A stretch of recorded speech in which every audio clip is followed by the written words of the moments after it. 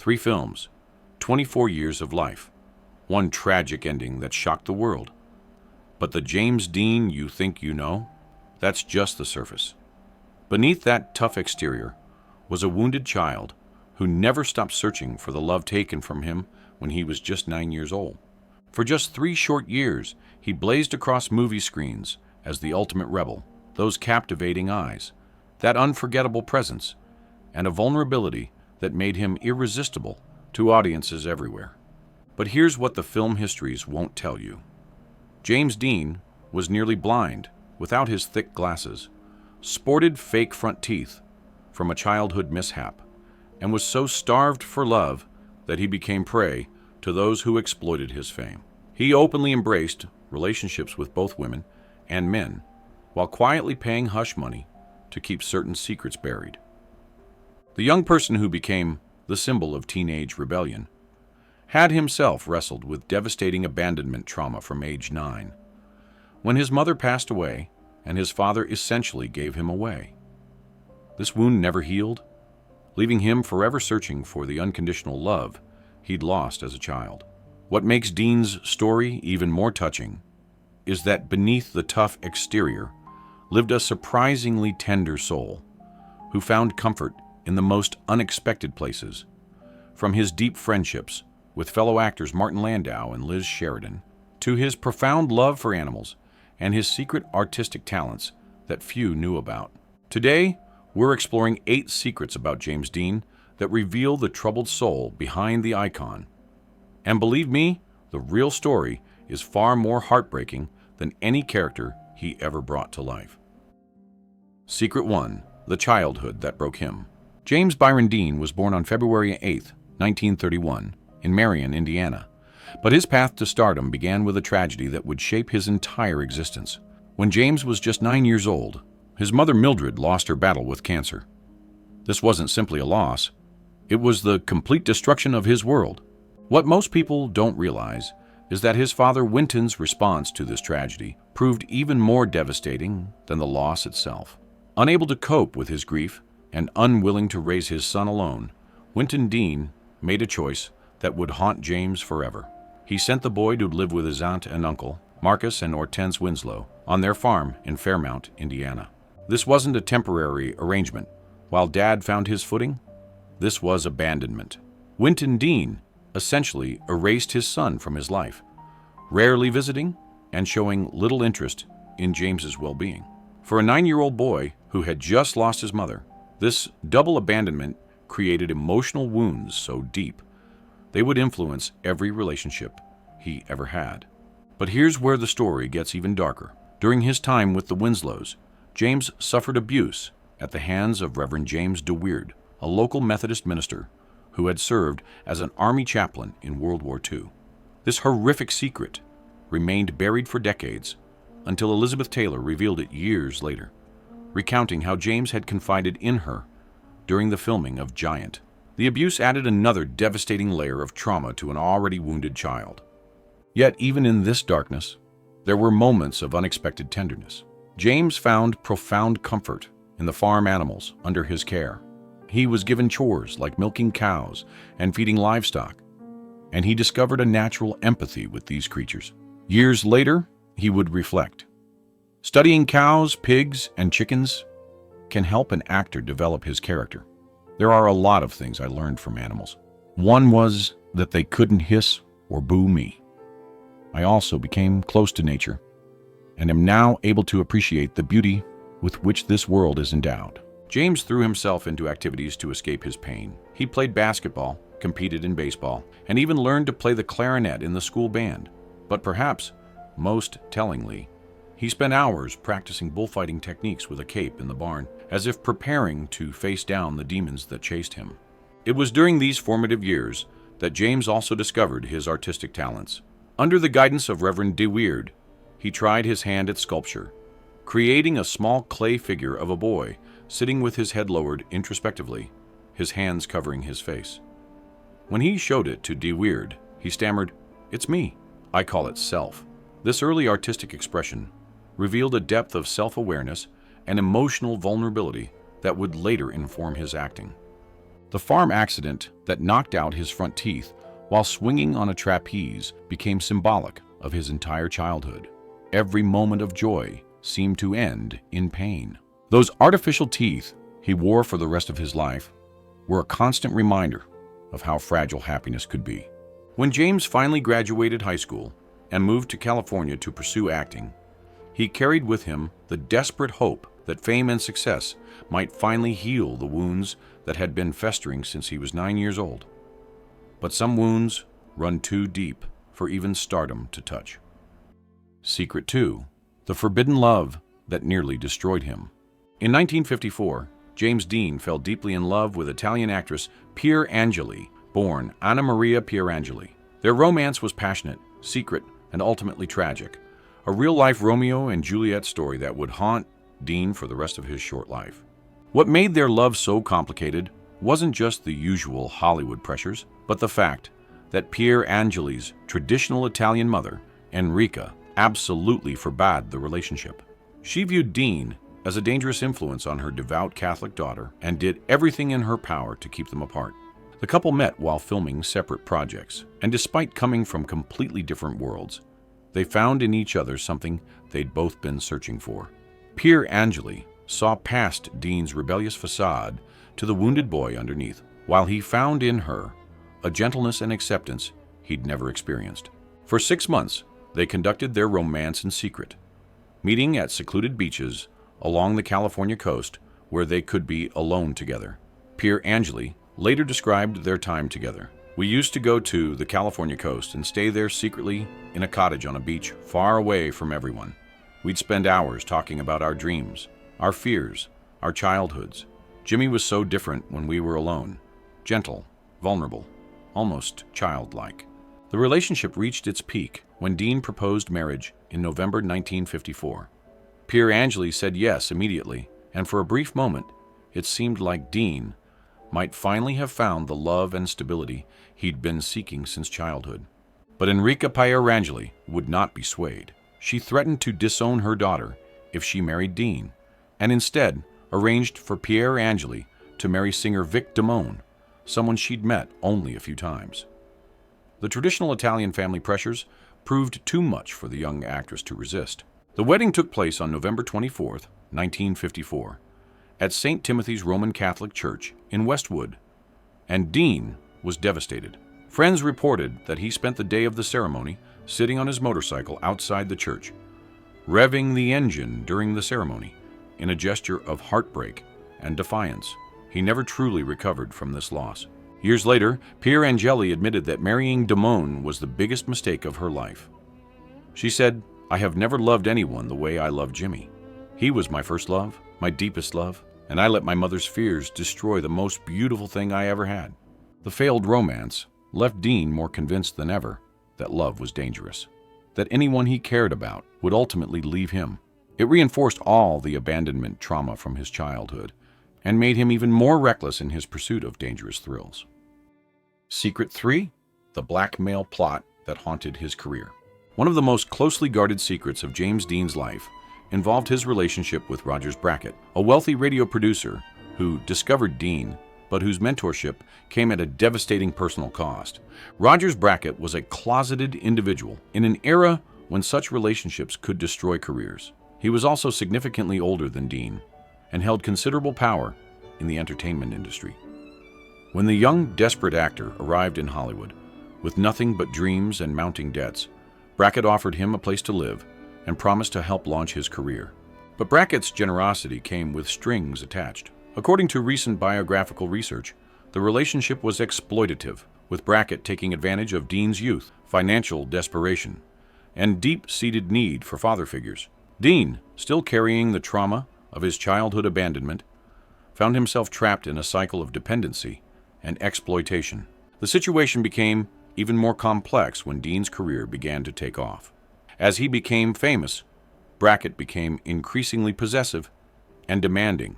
When Dean tried to distance himself from the relationship, Brackett threatened to expose their affair to the press and Hollywood executives. This was the 1950s, when such relationships were not only socially taboo but could end careers overnight. The threat of exposure was terrifying for Dean, who was already struggling with his own identity and the expectations placed on him as a leading individual. Rather than risk scandal, Dean began paying bracket money to keep their relationship secret. These payments continued even after Dean became successful, essentially making him a victim of blackmail by someone who had exploited him when he was most vulnerable. The psychological impact of this exploitation was devastating. Dean had already struggled with trust issues due to his childhood abandonment, and now he found himself betrayed by someone who had promised to help him. It reinforced his belief that love and relationships were dangerous, that people would always try to use him for their own purposes. This experience also contributed to Dean's increasingly reckless behavior. Friends noticed that he seemed to have a self-destructive streak, taking unnecessary risks as if he was trying to escape from something that was chasing him. Secret 4. The physical insecurities he desperately hid. The image of James Dean as the perfect bad boy was carefully constructed to hide some surprising physical insecurities that would have shocked his fans. Behind that cool exterior was a young person who was practically blind, had artificial teeth, and was so thin that costume designers had to specially tailor his clothes to make him look more substantial. Dean was severely nearsighted and required thick glasses to see properly, but he refused to wear them on camera or in public. This vanity created dangerous situations. He often couldn't see clearly while driving, which may have contributed to his reckless behavior behind the wheel. Friends reported that he would squint constantly, giving him that brooding, mysterious look that became his trademark. But in reality, he was just trying to see. The famous gap-toothed smile that became part of his rebel image was actually the result of artificial front teeth. As a child, Dean had knocked out his front teeth in a trapeze accident in his uncle's barn. The dental work was imperfect, giving him the slightly imperfect smile that actually added to his appeal. But Dean remained self-conscious about it his entire life. At 5 feet 8 inches and only 135 pounds, Dean was much smaller than he appeared on screen. He was so thin that wardrobe departments had to use special techniques to make him look more substantial. He often wore multiple shirts or specially padded clothing to give the illusion of a more muscular build. This physical insecurity made him even more attracted to dangerous activities like race car driving and motorcycle riding, activities that made him feel powerful and masculine. His eating habits were also erratic and unusual. He would often go days eating nothing but ice cream and milk, or survive on just apples and peanut butter. This wasn't about weight control. It was about control in general. Having grown up with so little power over his own life, Dean obsessed over the few things he could control, including what he put in his body. These physical insecurities contributed to Dean's increasing reliance on dangerous behaviors to feel masculine and powerful. If he couldn't feel confident about his body, he could at least feel confident about his willingness to take risks that others wouldn't dare. Secret 5. The rivalry that consumed him. James Dean's relationship with Marlon Brando was one of the most complex and painful dynamics in his short life. While the press portrayed them as rivals, the reality was far more complicated. Dean was desperately trying to win the approval of the person he idolized, while Brando saw Dean as nothing more than a copycat. When Dean arrived in Hollywood, Brando was already established as the king of method acting. Dean studied Brando's performances obsessively, copying his mannerisms, his vocal patterns, and even his wardrobe choices. In both East of Eden and Rebel Without a Cause, Dean's performance style was heavily influenced by Brando's techniques. But Brando was not flattered by the imitation.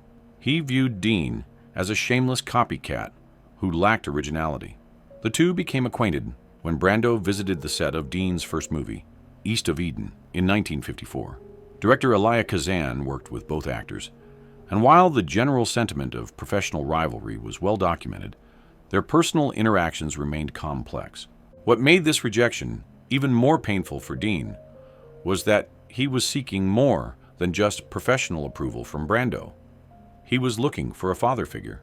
Having lost his own father's love and respect, Dean desperately wanted validation from older, successful individuals. Any dismissal from Brando hit him where it hurt most. The rivalry came to a head when both actors were being considered for roles in the same projects. Hollywood began pitting them against each other, with Brando representing the established method acting tradition and Dean representing the new, younger generation of rebels. Dean's response to any perceived rejection from Brando was to become even more extreme in his behavior. If Brando thought he was just a copy, Dean would prove he was willing to go places Brando wouldn't dare. This led to increasingly dangerous stunts and reckless behavior, as if Dean was trying to prove he was braver and more authentic than his idol. The irony is that Dean's desperate attempts to differentiate himself from Brando only made him seem more derivative. His performances became more mannered and self-conscious, as he tried to develop his own style while still drawing heavily from Brando's techniques. When Dean passed away in 1955, Brando was reportedly shaken by the news. Despite their complicated relationship, he recognized that Dean had genuine talent and that his loss was a tragic waste. But by then, it was too late for any reconciliation or understanding between them. Secret 6. The love triangle that broke 3 hearts. While James Dean's relationship with Pier Angeli captured headlines, his most complex romantic entanglement involved a devastating love triangle that included his roommate and screenwriter, William Bast. This relationship remained hidden for over 50 years and reveals the true complexity of Dean's desperate need for authentic connection. William Bast was Dean's roommate during his struggling actor days in New York, and their relationship was far more intimate than the public knew. In his 2006 memoir, Surviving James Dean, Bast finally revealed the truth. They had been lovers. According to Bast, their relationship began as a friendship between 2 aspiring actors trying to make it in New York. They shared a tiny apartment, supported each other through rejections and small victories, and developed a deep emotional bond. What made this relationship so significant was that it represented the kind of unconditional love Dean had been seeking his entire life. Bast loved him, not for his fame or his image, but for who he was as a person. In Bast's presence, Dean could be vulnerable, could drop the tough persona, and could finally feel accepted for his true self. But Dean's internalized shame, combined with the pressures of his growing fame, made it impossible for him to fully embrace this love. He would alternate between periods of intense closeness with Bast and periods of complete emotional withdrawal. The situation became even more complicated when Dean became involved with Pier Angeli. Rather than ending his relationship with Bast, Dean found himself torn between 2 people who represented different aspects of himself. With Pier Angeli, he could play the role of the traditional leading individual. With Bast, he could be his authentic self. This love triangle was ultimately unsustainable. Dean's proposal to Pier Angeli was partly motivated by his desire to conform to society's expectations. When that relationship ended, he was left feeling more isolated than ever. Bast watched helplessly as Dean became increasingly self-destructive, engaging in dangerous behaviors that seemed designed to court tragedy. He later said, "Jimmy was running from something he couldn't name, and I couldn't save him from it." Secret 7. The obsession that led to tragedy. James Dean's passion for race car driving wasn't just a hobby. It was a dangerous obsession that served as both an escape from his psychological pain and a way to court the tragedy that seemed to be calling to him. His relationship with his Porsche 550 Spider, which he nicknamed Little Bastard, reveals the self-destructive tendencies that had been building throughout his short life. Dean's interest in racing began as a way to feel powerful and in control. Having grown up feeling powerless over his own life, abandoned by his father, exploited by older individuals, rejected by the industry he was trying to break into, racing gave him a sense of mastery and danger that nothing else could provide. What many people don't realize is that Dean was also a remarkably generous mentor to younger actors. His relationship with Dennis Hopper perfectly illustrates this hidden aspect of his personality. When the 18-year-old Hopper was cast in Rebel Without a Cause, he was intimidated by Dean's raw talent. Dean took the young actor under his wing, teaching him the fundamentals of method acting, and even giving him his first camera, encouraging him to take it everywhere as a way to develop his artistic eye. Dean told Hopper, "Do it, don't show it," and shared his philosophy about vulnerability. Actors were like giant sequoias. They needed to pull open their protective bark to to expose their tender insides to the world. But they must close it back up afterward, or they'll destroy you. But his approach to racing was reckless, even by racing standards. Other drivers noted that Dean seemed to have no fear, taking risks that even experienced racers wouldn't attempt.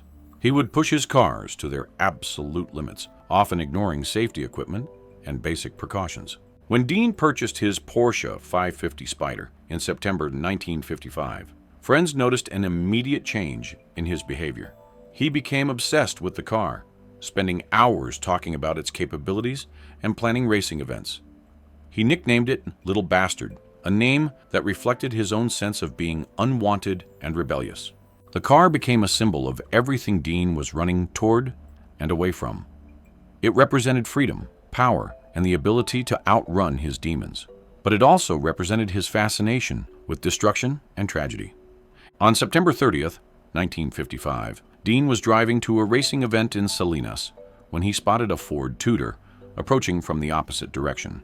According to his passenger, mechanic Rolf Wutherich, Dean's last words were, "That person's got to stop. He'll see us." The collision was instant and devastating. Dean suffered a broken neck and massive internal injuries, passing away almost immediately. The irony was that he had been racing toward a competition where he hoped to prove himself as a serious driver. But his need for speed and his reckless confidence had finally caught up with him. The car that claimed his life became the stuff of legend, with many claiming it was cursed. But the real curse was Dean's inability to find peace with himself and his past. Racing had become his way of running from his problems, but on that September afternoon, he ran straight into the fate he had been unconsciously seeking. Secret 8. The premonition that came true. In the months leading up to his tragic end, James Dean seemed to be preparing for his own demise with an eerie prescience that disturbed everyone around him. His behavior, his words, and even his creative choices all pointed toward a young person who had given up on life and was actively courting tragedy. The most chilling example of Dean's preoccupation with his fate occurred just 1 week before his fatal accident. After purchasing his Porsche 550 Spider, Dean was having dinner at a restaurant when he encountered legendary actor Alec Guinness. Guinness took one look at Dean's new car and felt an overwhelming sense of dread. "Please don't drive that car," Guinness told Dean. "If you drive that car, you will be lost within a week." Dean laughed off the warning, calling Guinness a crazy old individual. But Guinness was haunted by the encounter for the rest of his life. But Guinness wasn't the only one who sensed something ominous about Dean's new obsession. Friends noticed that Dean had begun talking about his mortality with disturbing frequency. He would make casual comments about not expecting to live past 30, or wondering what it would be like to pass away young and be remembered forever. Even more touching was the spiritual side of Dean that emerged in his final months. His co-star in Giant, Jane Withers, recalled that Dean would often ask her to read to him from the Bible, which he seemed to love. She later received a wonderful letter from his aunt, thanking her for these moments of comfort she had provided. This vulnerability contrasted sharply with his tough public image, revealing a young person searching for meaning and peace in his final days. Even more disturbing was Dean's behavior on the set of Giant, his final film. Elizabeth Taylor, who had become one of his closest friends, later revealed that Dean had confided in her about his childhood trauma and had seemed to be saying goodbye to people. She said, "Jimmy was preparing for something. He was tying up loose ends, making peace with people, as if he knew he wouldn't be around much longer." Dean's driving in the weeks before his passing became increasingly reckless. He would drive at dangerous speeds on public roads, often racing other cars or performing stunts that terrified his passengers. It was as if he was testing fate, seeing how close he could come to tragedy without actually experiencing it. On the morning of September 30th, 1955, Dean woke up and told his mechanic, Rolf Wutherich, that he had dreamed about crashing his car. Despite this ominous dream, he insisted on driving to the race in Salinas rather than trailering the car as originally planned. The last photograph of Dean alive shows him at a gas station, fueling up his Porsche. In the image, he looks directly at the camera with an expression that seems almost peaceful, as if he had finally accepted whatever was coming.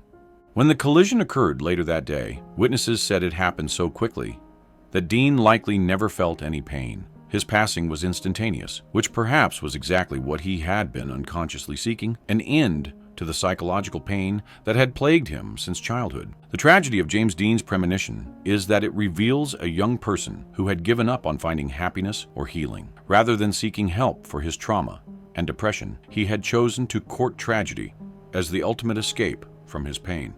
So there you have it, 8 secrets that reveal James Dean as far more than just a rebellious teen idol. What strikes me most about his story is how it perfectly illustrates the devastating impact of childhood trauma and the dangerous lengths people will go to escape emotional pain. Here was someone who had everything: talent, fame, adoration from millions of fans. Yet he remained haunted by the 9-year-old boy who had been abandoned by his father and abused by a trusted adult. No amount of success could heal those wounds, and his desperate attempts to find love and acceptance only led to more exploitation and heartbreak. But perhaps the most tragic aspect of Dean's story is how close he came to finding genuine connection. His deep friendships with actors like Martin Landau and Liz Sheridan, his mentorship of Dennis Hopper, his artistic pursuits, and his profound love for animals all showed a capacity for tenderness and authenticity that might have saved him if he'd had more time to develop these healthier aspects of his personality. When James Dean passed away on September 30th, 1955, he was just 24 years old, but he had already lived through more trauma and tragedy than most people experience in a lifetime. His passing wasn't just an accident. It was the inevitable conclusion of a life spent running from demons that could never be outrun.